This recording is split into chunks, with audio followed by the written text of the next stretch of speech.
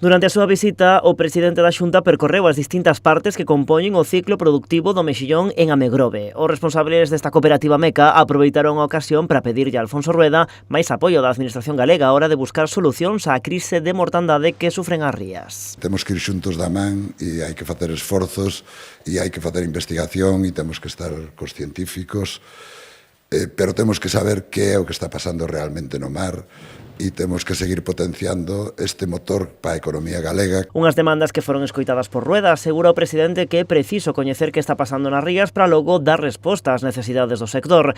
Un sector, engadiu, fundamental para a economía do país. Temos que seguir traballando para entender, primeiro, os cambios que se están producindo no mar, nas nosas rías, e despois, sobre todo, que iso é importante, saber como reaccionar para seguir mantendo e conservando esta riqueza tan importante e, polo tanto, por suposto que iremos da man. Dende Amegrove reclamaron tamén un maior esforzo por parte da Xunta á hora de promocionar o produto. Tamén necesitamos o apoio, sobre todo, para promocionar o sector e para fomentar o consumo de mexillón. O encontro serviu tamén para cargar contra a Lei de Costas do Estado. O sector, igual que a Xunta, di que non atende á realidade das empresas da costa galega. Está no litoral porque non lles cabe outra posibilidade e que nadie se leva engano.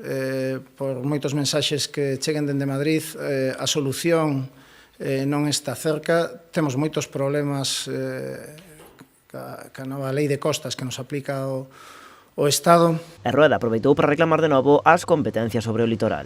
Por lo tanto, nós seguiremos loitando para que nos deixen ordenar o noso litoral e se non nos queren dar as competencias que polo menos podamos facer unha lei para regularlo e simplemente, xa digo, seguir garantindo que a vida económica vai ser compatible con soster a nosa costa. E engadiu, non ten sentido que Galicia non poida asumir estas competencias cando si é viable noutras partes de España, tendo as mesmas condicións e partindo das mesmas leis.